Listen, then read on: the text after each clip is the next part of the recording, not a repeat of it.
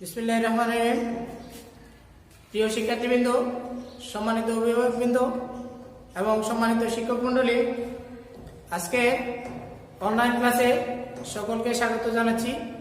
আমি মোহাম্মদ হানিফ আলী, সহকারী শিক্ষক, গণিত, বুগলা রসমতালী রামসুন্দর উচ্চ বিদ্যালয় কলেজ, কারাবাজার, সুনামগঞ্জ।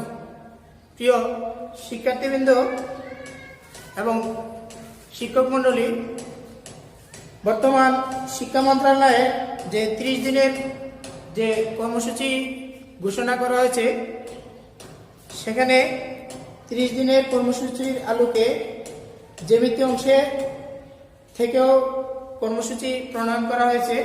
তো সেই কর্মসূচির প্রণয়নের আওতায় আজকে আমি যে ক্লাসটি নিতে যাচ্ছি তা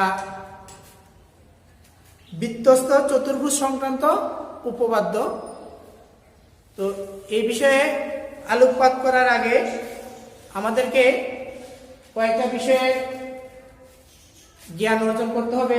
তো প্রিয় শিক্ষার্থীবৃন্দ, সেই জন্য আমি তোমাদেরকে প্রথমেই কয়েকটা বিষয় সম্পর্কে ধারণা দেব, তারপরে আমরা মূল আলোচনা চলে যাব। প্রথমে যেটা আমাদের জানতে হবে, বৃত্তস্থ চতুর্ভুজ। তাহলে বৃত্তস্থ চতুর্ভুজ, এখানে দুটো অংশ আছে, একটা হচ্ছে বৃত্ত আর একটা চতুর্ভুজ। তাহলে আমরা যদি বৃত্তস্থ চতুর্ভুজ আমরা চিন্তা করি, তাহলে আমাদের প্রথমে একটা বৃত্ত এবং একটা চতুর্ভুজ আঁকতে হবে। যদি আমরা এরকম একটা চতুর্ভুজ আঁকি, তাহলে যদি আমরা এখানে একটা বৃত্ত এবং একটা চতুর্ভুজ চিন্তা করি, তাহলে এখানে আমরা একটা বৃত্ত এবং একটা চতুর্ভুজ, তাহলে এটাকে বলা হবে বৃত্তস্থ চতুর্ভুজ। তাহলে আমরা যদি এটার সংজ্ঞা আকারে বলতে চাই যে বৃত্তস্থ চতুর্ভুজ কাকে বলে, যে বৃত্তস্থ চতুর্ভুজ, অথবা আরেকটা শব্দ আমরা এখানে প্রয়োগ করতে পারি, বৃত্তে অন্তর্লিখিত চতুর্ভুজ। তাহলে বৃত্তস্থ চতুর্ভুজ বা বৃত্ত অন্তর্লিখিত চতুর্ভুজ হলো এমন একটি চতুর্ভুজ যা 4টি শীর্ষবিন্দু বৃত্তের উপর অবস্থিত হবে। অর্থাৎ এই যে আমরা এখানে যে জিনিসটা দেখতে পাচ্ছি, যে আমরা যে বৃত্তটা আঁকলাম আর একটা চতুর্ভুজ আঁকলাম, তার যে শীর্ষবিন্দুগুলো আছে তা বৃত্তের উপরে অবস্থিত।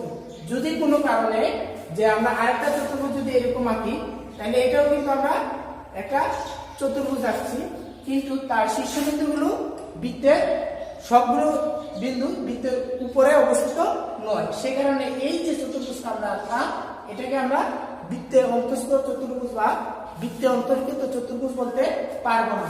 অথবা যদি আমরা এরকম আরেকটা আঁকি, যে বাইরের দিকে এবং এখান থেকে আরেকটা আঁকি, তাহলে এটা বাইরের দিকে গেছে, কিন্তু এটাকে আমরা বৃত্তে অন্তর্লিখিত চতুর্ভুজ বলতে পারবো না। তাহলে বৃত্তস্থ চতুর্ভুজ বলতে গেলে আমরা যে জিনিসটা বুঝবো, যে বৃত্তটার উপরে চতুর্ভুজের 4টি বিন্দু অবস্থিত হতে হবে। অর্থাৎ এই বৃত্তের উপরে চতুর্ভুজের 4টি বাহু আমাদের কি থাকতে হবে? অবস্থিত থাকতে হবে। অর্থাৎ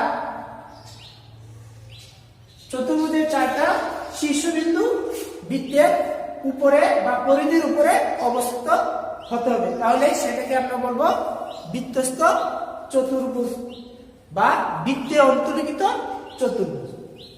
তো প্রিয় শিক্ষার্থীবৃন্দ, আশা করি তোমরা বুঝতে পারছো। এখন আমরা আরেকটা বিষয় সম্পর্কে জানবো, যেটা হচ্ছে প্রবৃদ্ধ কোণ। আমরা সমকোণ বা সরল কোণ জানি, প্রবৃদ্ধ কোণটা কি? যে প্রবৃদ্ধ কোণটা হচ্ছে, আমরা যদি একটা বৃত্তর কথা চিন্তা করি, তাহলে এটাকে যদি আমরা মাঝ বরাবর আঁকি, তাহলে আমরা জানি বৃত্তের কেন্দ্রে 360 ডিগ্রি কোণ উৎপন্ন হয়। যখন আমরা এটাকে অর্ধেক করবো, তখন এটা হবে 180 ডিগ্রি। এখন প্রবৃদ্ধ কোণটা কি হবে? যে প্রবৃদ্ধ কোণটা হবে, এটাকে যদি আমরা এদিকে দেই, তাহলে এই যে কোণটা হলো, এই কোণটাকে বলবো আমরা প্রবৃদ্ধ কোণ। কারণ এই কোণের অবস্থানটা বা এই কোণটা হচ্ছে 2 সমকোণ বা 180 ডিগ্রি সে বড় আর 360 ডিগ্রি সে ছোট। তাহলে ওই ধরনের কোণকে বলবো আমরা প্রবৃদ্ধ কোণ। অর্থাৎ 2 সমকোণ থেকে বড় এবং 4 সমকোণ থেকে ছোট যে কোনো কোণকে আমরা বলবো প্রবৃদ্ধ কোণ। তারপর আমরা আরেকটা বিষয় যেটা বৃত্তস্থ কোণ। আমরা বৃত্তস্থ কোণ বলতে আমরা যদি কোনো কোণ বৃত্তের পরিধির উপর অবস্থিত হয়, যদি আমরা এটাকে এরকম লিখি তাহলে আমাদের কি হবে যে এ ডি সি কোণ, এই যে কোণটা আছে যে এ ডি সি কোণ, এই কোণের শীর্ষবিন্দু ডি, তাহলে ওইটা আছে বৃত্তের পরিধির উপর। সেক্ষেত্রে আমরা এই এ ডি সি কোণটাকে বলবো আমরা বৃত্তস্থ কোণ। তারপর আরেকটা জিনিস যদি আমরা এখানে নিই, এই কোণটা তাহলে এ ও সি কোণ, তাহলে এই কোণের যে শীর্ষ ও এটা বৃত্তের কেন্দ্রের মধ্যে অবস্থিত, সেই কারণে আমরা ওই কোণটাকে বলবো আমরা কেন্দ্রস্থ কোণ। তাহলে বৃত্তস্থ কোণের যদি আমরা সংজ্ঞা দেই যে কোন কোণের অবস্থান যদি বৃত্তের পরিধির উপরে অবস্থিত হয় তাহলে সেই কোণটাকে বলবো আমরা বৃত্তস্থ কোণ। আর যদি কোনো কোণের শীর্ষ বৃত্তের কেন্দ্র অবস্থিত হয় তাহলে সেটাকে বলবো আমরা কেন্দ্রস্থ কোণ। তাহলে প্রিয় শিক্ষার্থীবৃন্দ, আমরা প্রাথমিক যে ধারণাটুকু নেওয়ার কথা ছিল, অর্থাৎ আমরা বৃত্তস্থ চতুর্ভুজ সংক্রান্ত উপপাদ্য এটা আজকে আমরা প্রমাণ করবো। সেক্ষেত্রে আমাদের এই কয়েকটা বিষয় আমাদের জ্ঞান থাকা লাগবে। তো প্রিয় শিক্ষার্থীবৃন্দ, আশা করি তোমরা এই প্রাথমিক যে আলোচনাটুকু ছিল সেগুলো তোমরা বুঝতে পেরেছো। এখন আমরা যে মূল আলোচনা আমাদের যেটা আজকে আমরা করবো বৃত্তস্থ চতুর্ভুজ সংক্রান্ত উপপাদ্য। বৃত্তস্থ চতুর্ভুজ সংক্রান্ত উপপাদ্য তোমাদের বই থেকে আমরা আজকে উপপাদ্য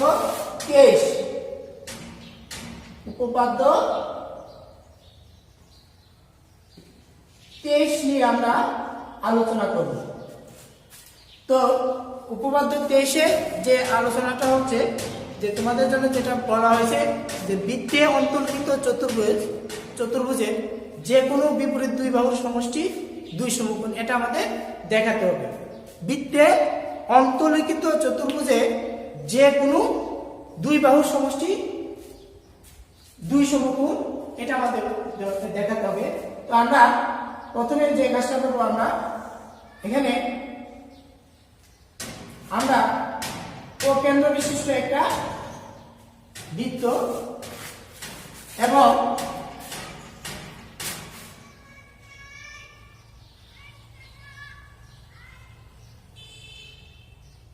এ বি সি ডি একটা চতুর্ভুজ,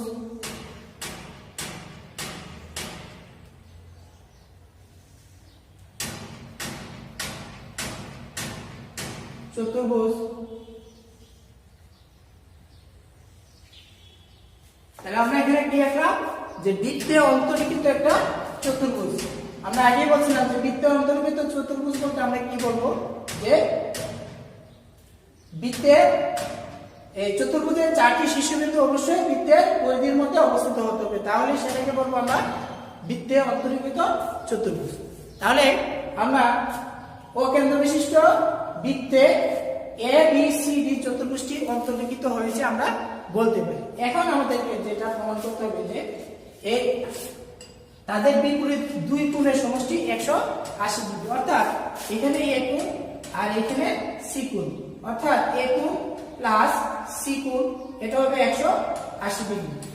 অনুরূপভাবে বি কোণ প্লাস ডি কোণ এটা হবে আমাদের 180 ডিগ্রি। এটা আমাদের প্রমাণ করতে হবে।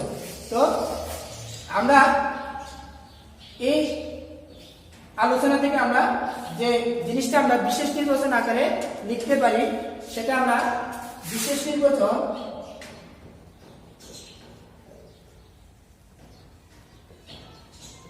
নির্বাচন আমরা যে জিনিসটা লিখতে পারি যে কেন্দ্র বিশিষ্ট বৃত্তে এবিসিডি চতুর্ভুজটি অন্তর্লিখিত হয়েছে। মনে করি কেন্দ্র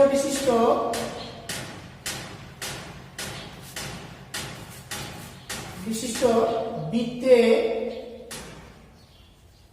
এবিসিডি চতুর্ভুজটি অন্তর্লিখিত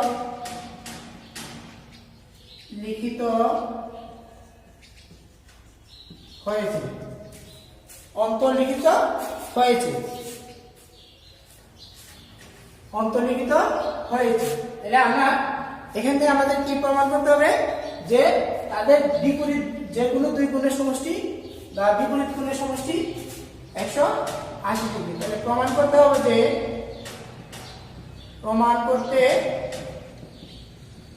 হবে যে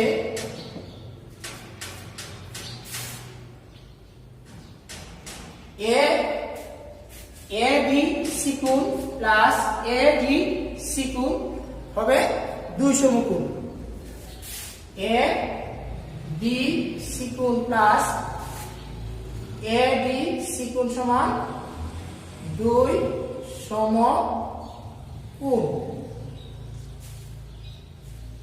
অথবা বা এবং বি এ ডি কোণ প্লাস বি সি ডি কোণ ইকুয়াল 2 সমকোণ। এটা আমাদের প্রমাণ করতে হবে। অর্থাৎ তাহলে আমরা কি লিখলাম বিশেষ নির্বাচনে যে মনে করি ও কেন্দ্র বিশিষ্ট বৃত্তে এবিসিডি চতুর্ভুজটি অন্তর্লিখিত হয়েছে। আমাদের প্রমাণ করতে হবে যে তাদের বিপরীত দুই কোণের সমষ্টি 2 সমকোণ। তো আমরা লিখতে পারি এ বি সি কোণ, এই কোণের বিপরীত কোণ হচ্ছে এ ডি সি কোণ, এই কোণ।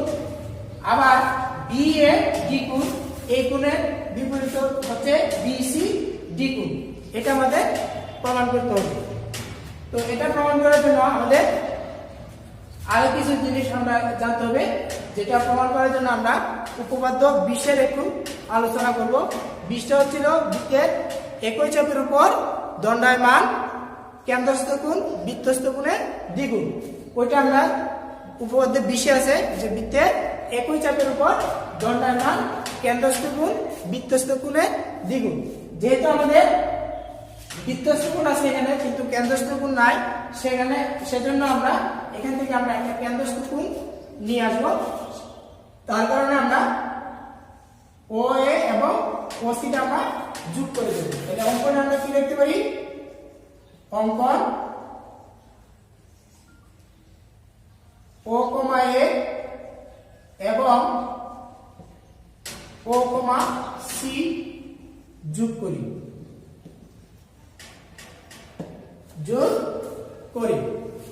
তাহলে এখন আমরা কেন্দ্রস্থ কোণ পেয়ে গেলাম। এখন আমরা উপপাদ্য 20 আলোচনা একটু আবারও ফিরে যাই যে বৃত্তের একই চাপের উপর দণ্ডায়মান কেন্দ্রস্থ কোণ বৃত্তস্থ কোণের দ্বিগুণ। তো প্রিয় শিক্ষার্থীবৃন্দ, আমরা প্রমাণ নিয়ে আলোচনা করব। এখন আমরা যদি একটু বোর্ডের দিকে তাকাই তাহলে আমাদের এখানে এ বি সি আবার এ ডি সি দুইটা চাপ আমরা চিন্তা করি। আমরা চাপ তো আমাদের জানা আছে যে বৃত্তের পরিধির উপর যে কোনো দুটি অংশকে বলা হয় চাপ। এখন আমরা এ বি সি চাপ এবং এ ডি সি চাপ যদি চিন্তা করি সেক্ষেত্রে আমরা প্রথমে যদি আমরা এ ডি সি এই চাপটা চিন্তা করি তাহলে আমরা এখানে দেখতে পাচ্ছি যে এ বি সি হচ্ছে বৃত্তস্থ কোণ আর এ ও সি হচ্ছে প্রবৃত্ত কেন্দ্রস্থ কোণ। তো সেক্ষেত্রে আমরা যদি এরকম লিখি যে এডিসি চাপের উপর দণ্ডায়মান, এডিসি চাপের উপর দণ্ডায়মান প্রবৃত্ত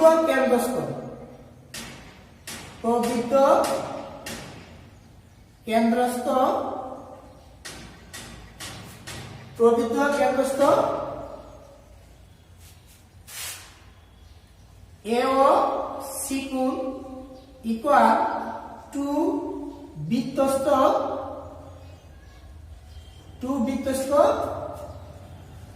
এ বি সি কোণ। তাহলে আমরা এই যে অংশটা লিখলাম এটা আমরা কই থেকে পেলাম? যে বৃত্তের একই চাপের উপর দণ্ডায়মান কেন্দ্রস্থ কোণ বৃত্তস্থ কোণের দ্বিগুণ। তো আমরা এখানে আমরা যদি তার রেফারেন্সটা লিখে দেই যে বৃত্তের একই চাপের উপর দণ্ডায়মান কেন্দ্রস্থ কোণ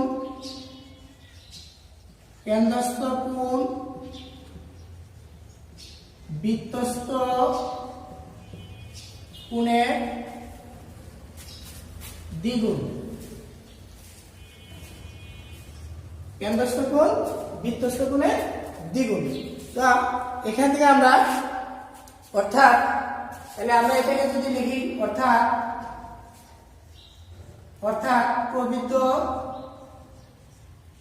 প্রবৃদ্ধ AOC কোণ সমান 2 বৃত্তস্থ ABC কোণ। তাহলে 2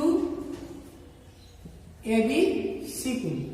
তাহলে আমরা বলছি কি যে এক নম্বর ধাপে আমরা ADC এই চাপের উপর দণ্ডায়মান যে এই যে কোণটা AOC কোণ অর্থাৎ প্রবৃদ্ধ কেন্দ্রস্থ কোণ, কারণ এই কোণটা কি আছে দুই সমকোণের চেয়ে বড় আছে, সেই কারণে আমরা এটাকে বলছি কেন্দ্রস্থ প্রবৃদ্ধ কোণ। আর ABC হচ্ছে বৃত্তস্থ কোণ। তো আমরা বৃত্তের একই চাপের উপর দণ্ডায়মান কেন্দ্রস্থ কোণ বৃত্তস্থ কোণের দ্বিগুণ হয়, সেই জন্য আমরা লিখছি কি প্রবৃদ্ধ কেন্দ্রস্থ AOC কোণ ইকুয়াল 2 বৃত্তস্থ ABC কোণ। সুতরাং আমরা লিখতে পারি কি প্রবৃদ্ধ AOC কোণ ইকুয়াল 2 ABC কোণ। আবার এখন যদি আমরা এই ABC এই চাপের উপর দণ্ডায়মান লিখতে পারি, তাহলে ADC কোণটা হবে বৃত্তস্থ কোণ আর AOC হবে কেন্দ্রস্থ কোণ। তাহলে ABC চাপের উপর দণ্ডায়মান কেন্দ্রস্থ AOC কোণ ইকুয়াল 2 বৃত্তস্থ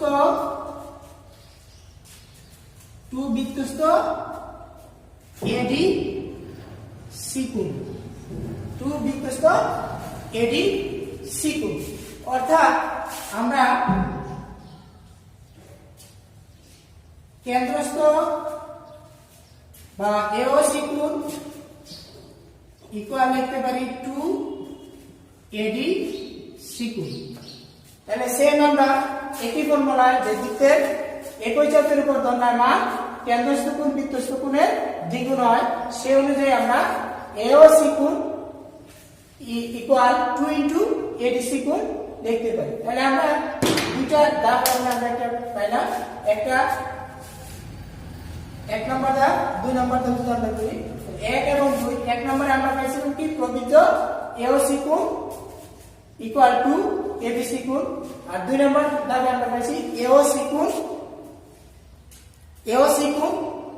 প্লাস 2 ADC কোণ।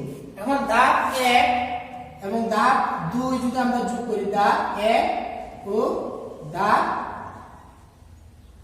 2 যোগ করে আমরা যদি পাই তাহলে আমরা যদি ধাপ 1 এবং ধাপ যোগ করে পাই, ধাপ 1 এ আছে বাম পক্ষে আছে প্রবৃদ্ধ AOC কোণ আর 2 নম্বরের বাম পক্ষে আছে AOC কোণ। অর্থাৎ আমরা যদি লিখি তাহলে প্রবৃদ্ধ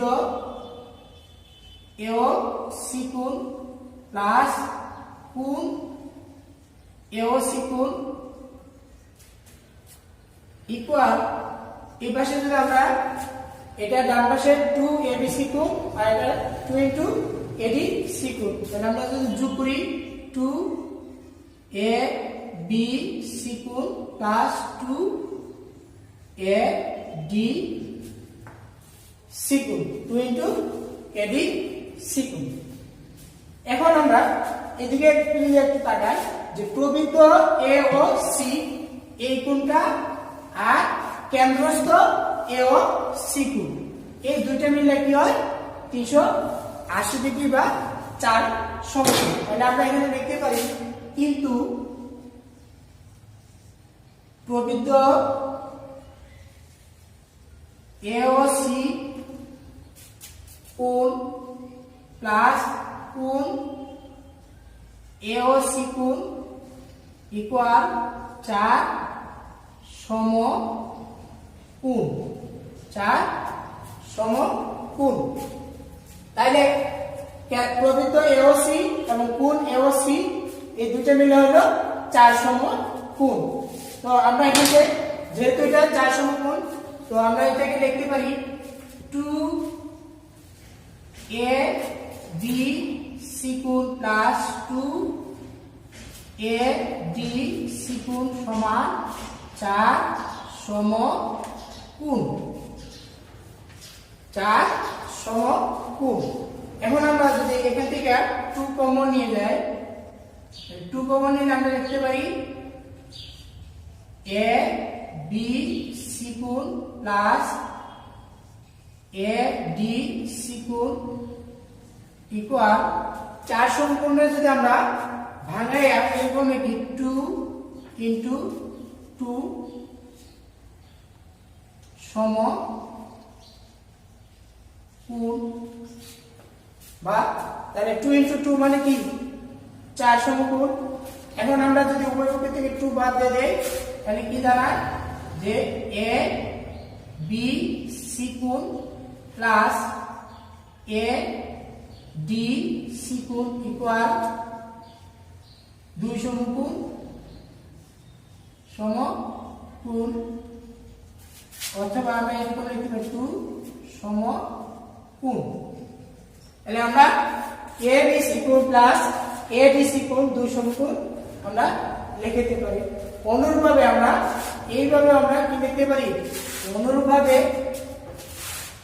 আমরা লিখতে পারি কি অনুরূপভাবে আমরা বি এ ডি কোণ প্লাস বি সি ডি কোণ ইকুয়াল কি লিখতে পারি 2 সমকোণ।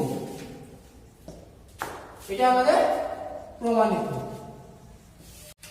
তাহলে প্রিয় শিক্ষার্থীবৃন্দ, আমরা আজকে যে বি এ ডি কোণ প্লাস বি সি ডি কোণ অথবা এ বি সি কোণ প্লাস এ ডি সি কোণ 2 সমকোণ আমরা প্রমাণ দেব। তো এখানে একটা জিনিস মনে রাখতে হবে, যদি আমরা এখানে আমরা যখনই এ বি সি কোণ প্লাস এ ডি সি কোণ প্রমাণ করছি তখন আমরা অঙ্কনে লিখছি এ ও কমা এ এবং ও কমা সি, কিন্তু আমরা যখন বি এ ডি কোণ প্লাস বি সি ডি কোণ প্রমাণ করব তখন আমরা লিখব ও বি এবং ও ডি।